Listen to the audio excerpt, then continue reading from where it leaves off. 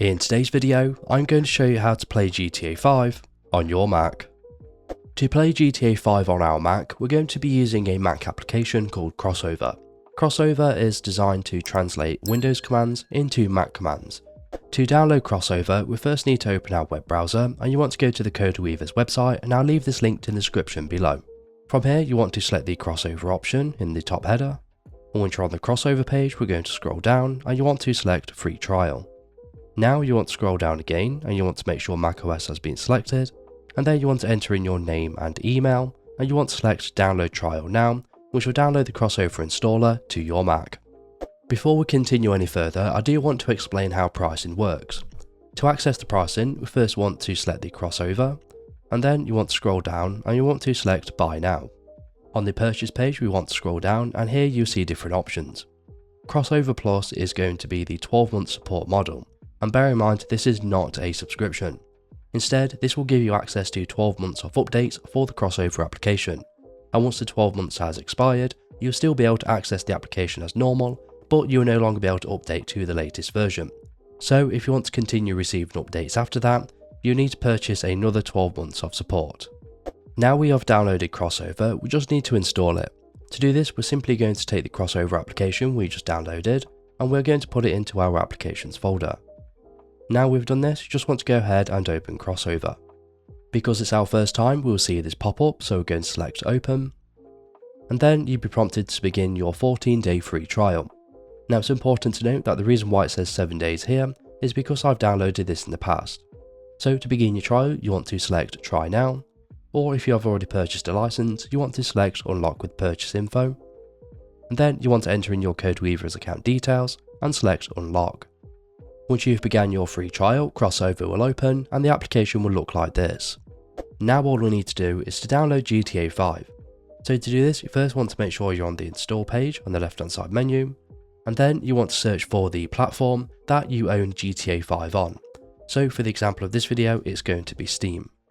Once we've searched for it, we're going to select it, and here it's going to give you some information about the download. Here it's going to tell us that Crossover is going to install Steam into a new Windows 10 bottle called Steam. A bottle is essentially an isolated container that stores all of the game information, such as the files, data and dependencies, that is isolated from the rest of the Mac operating system. So once we're happy with these requirements, we're going to select Install.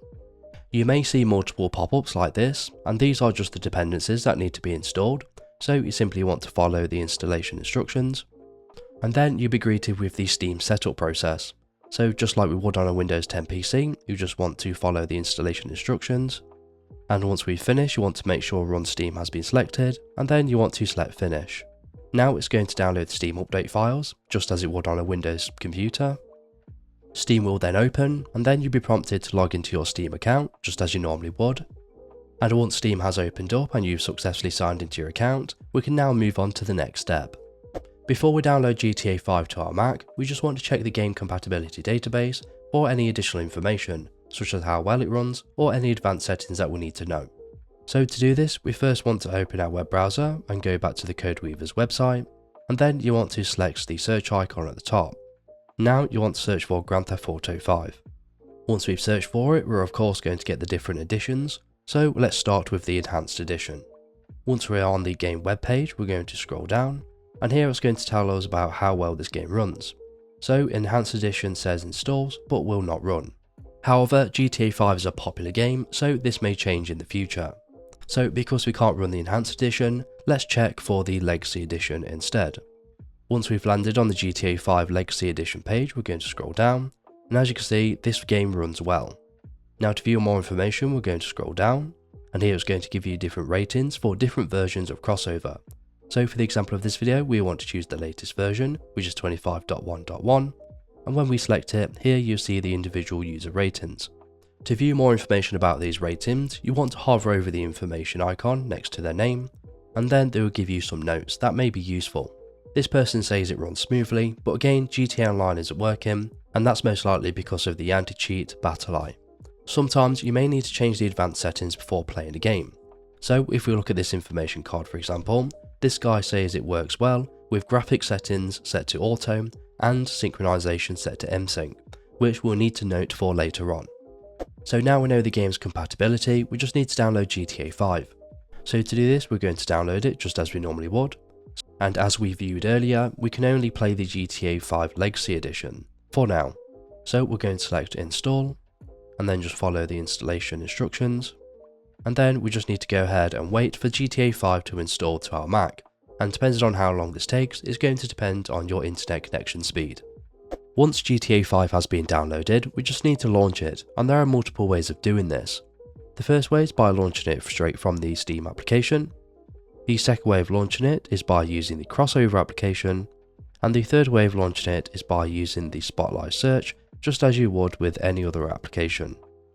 Because GTA 5 has the Rockstar launcher as a dependency, we also need to set this up, so we just want to follow the step-by-step instructions to do this, and then it will continue to launch GTA 5, and this may take a while as it's the first time. You may also be prompted to verify your Rockstar Games email address, and as you can see, we are now playing GTA 5. Now you may notice that it's in a small windowed box, so if you want to play it in full screen, simply want to go to settings, and head over to graphics, and then run through the resolution and put it as max setting, and then change my aspect ratio to 16:10, and then apply them settings, and it should automatically go into full screen on your Mac. So now we've done this, we can exit out of the settings, and we can start playing GTA 5 story mode just as we normally would. And as you can see, we're now playing the first story mission of GTA 5 on our Mac, and we can just start playing it just as we normally would. Sometimes you may need to change the advanced settings to improve the performance of a game. To do this, we first need to open Crossover, and then you want to select the bottle that the game is installed to. Now on the right hand side menu, you see your advanced settings. You can get advanced settings recommendations based off the game database that I showed you earlier in this video. So for example, this specific user we looked at said to use auto for the graphics option, and to use MSync for the synchronization option.